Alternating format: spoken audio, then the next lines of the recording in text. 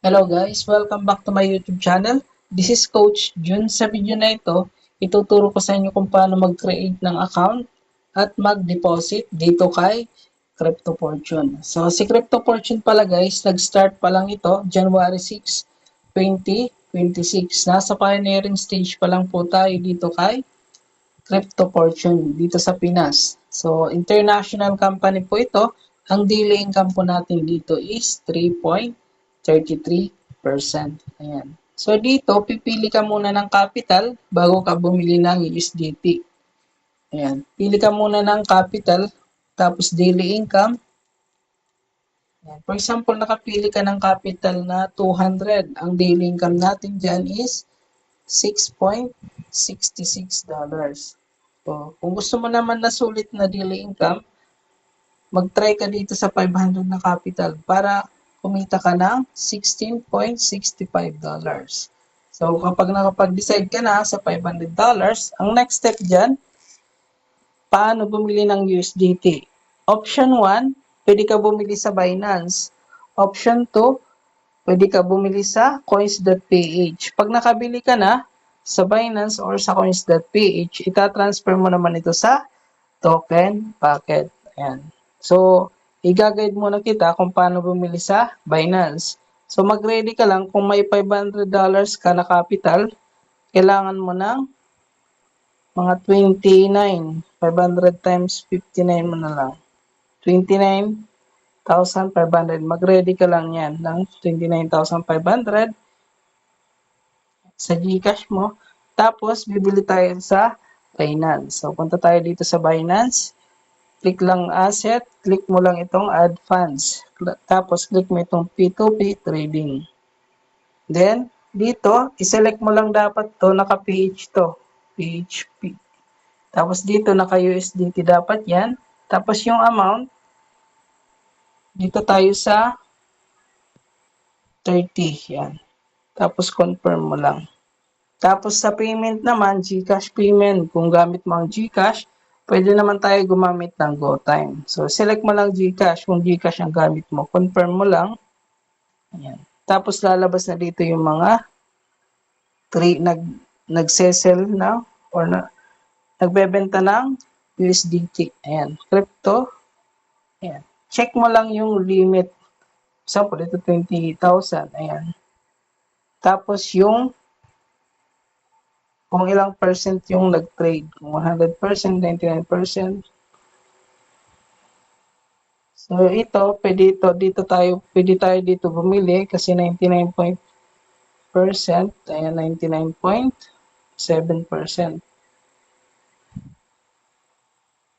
Pwede rin to kay CryptoJoe. Ayan. Palagi ako dito bumibili ng USDT. Ito kay CryptoJoe. So i-click mo lang itong buy. Tapos ilagay mo lang yung amount dito. Click mo muna itong buy USDT. Tapos input mo yung 29 or 500 USDT pala. Ayan. So 29,035. So may allowance ka doon. Then click mo lang itong place order. Pagkatapos bayaran mo siya ng 29,035 sa GCash number niya. Then isend mo yung picture sa kanya. Then automatic after 5 minutes, makaka-receive ka ng $500. Automatic yan, papasok yan dito. Pag pumasok na ito yung $500, ang next step, gagawin mo, punta ka naman sa token packet. Dito mo naman ipapasok yung $500. I-click mo lang itong asset, tapos receive. Copy mo lang yan. Tapos, punta ka dito sa Binance. Paano mag-transfer? Click asset, send, tapos withdraw crypto. Select mo lang USDT, tapos paste mo lang yung address. Tapos network, dapat BIP20. Tapos ilagay mo yung $500 na nabili mo. Ayan. Then click withdraw. Then automatic yan, papasok yan dito sa token packet mo. So pag mayroon ka ng USDT, ang kulang na lang is BNB. Ayan. Kung sa akin ka po nag-create ng account, pwede ka mag-message sa akin, bibigyan kita ng BNB para makapag-start ka dito kay Crypto Fortune. Message mo na lang ako. Pag nakapag-registered ka dito sa link na ito. Ayan.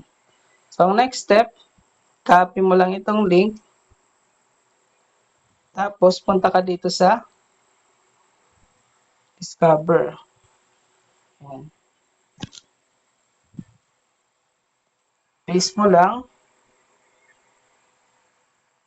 Tapos, click mo lang itong Go. Then, continue. Tapos, sign. Continue. Then, confirm.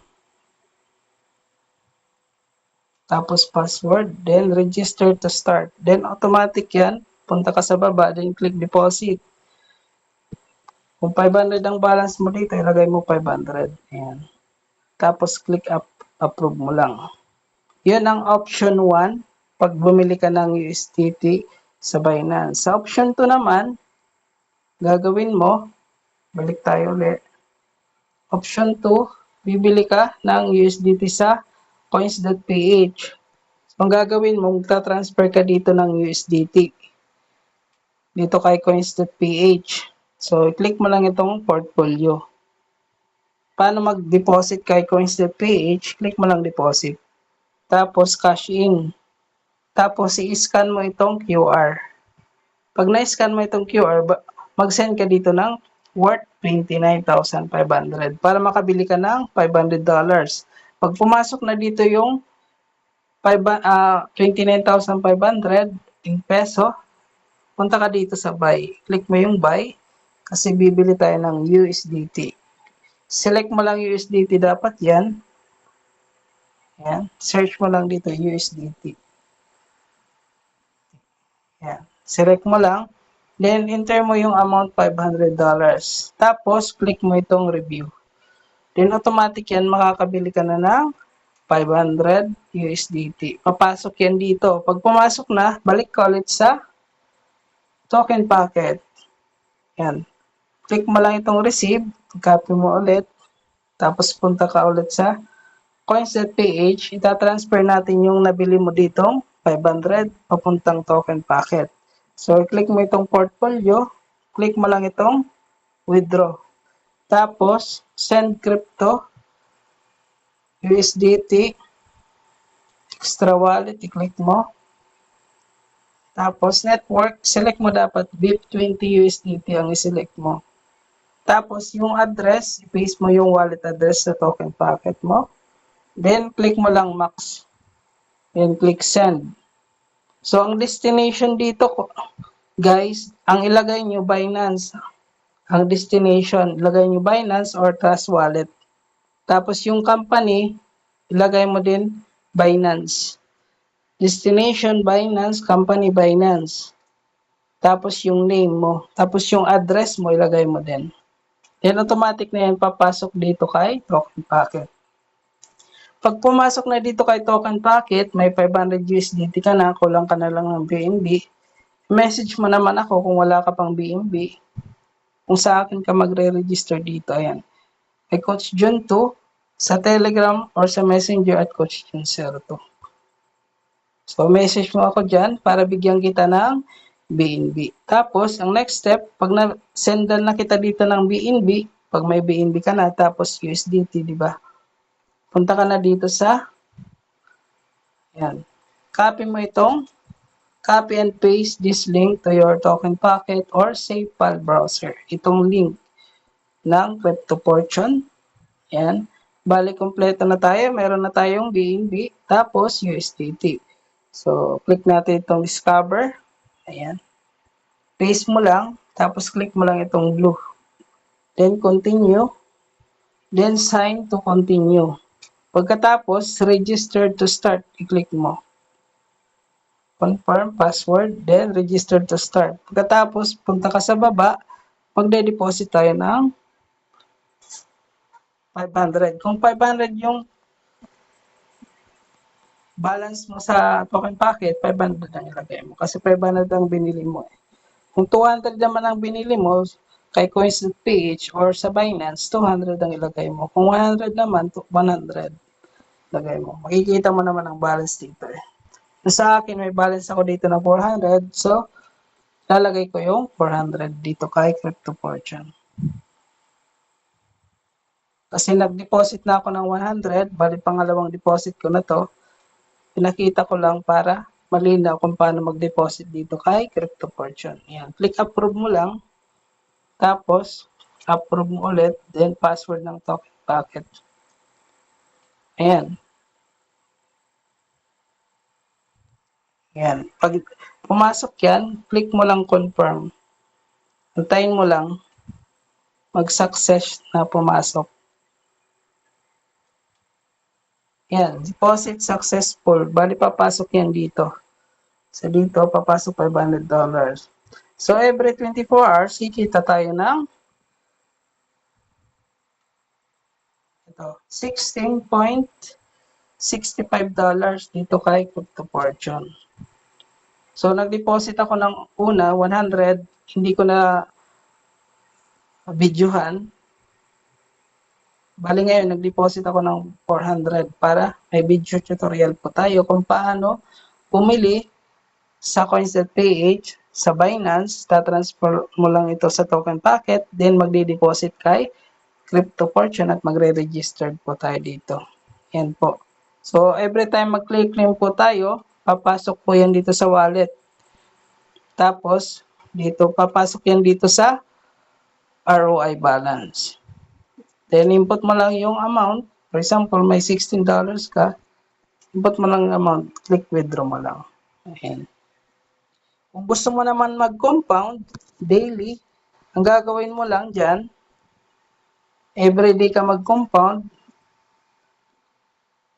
Balik tayo sa daily compounding. Ayan. So, pag nag-daily compounding ka naman, sa 500 capital mo, everyday, 3.3. Tapos, 30 days mo i-compound. Calculator natin. So, kikita ka dito ng $835 sa 500 na capital mo. Sa 30 days compounding. Ayan. Pala, every time mag-claim ka dito kay Crypto Fortune, every time na papasok ka sa dashboard, login lang muna tayo. Paano gawin yung compounding? So, dito, every time mag-claim ka dito, claim ROI papasok sa wallet. Yan. Yung balance dito, pag pumasok na yung na-claim mo sa balance, input mo lang yung amount. For example, $16. So, i-click mo ito reinvest para mag-compound siya. Kasi everyday,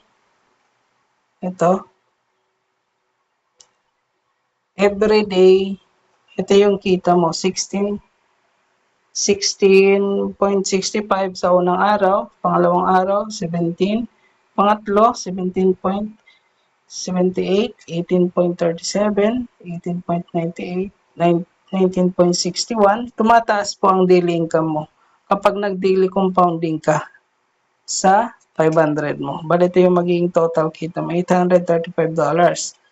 Kapag gusto mo naman sulitin yung compounding, gawin mong 60 days. O, gawin natin 45 days compounding sa 500.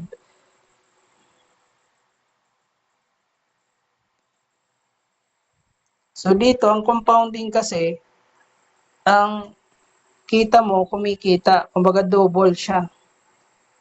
For example, kumita ka ng $16, tapos ikaw compound mo, yung $16, kikita yon everyday.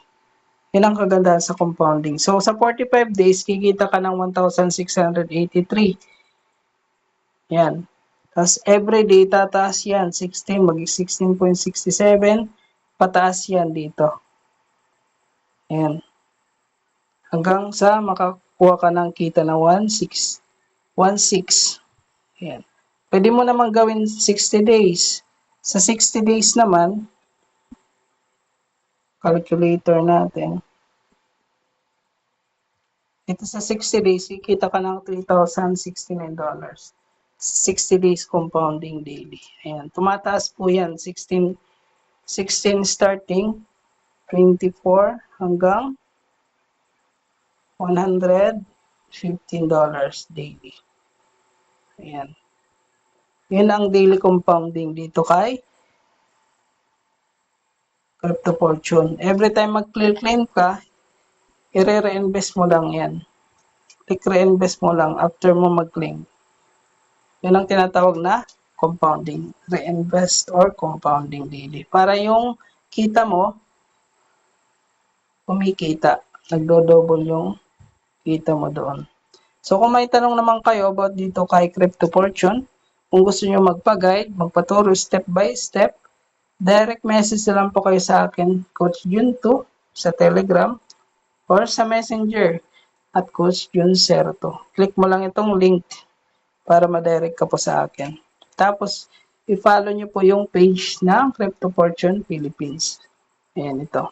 Tapos, join kayo dito sa Day 1 platform at Crypto Fortune PHGC para updated kayo sa mga withdrawal at video tutorial natin about dito kay Crypto Fortune.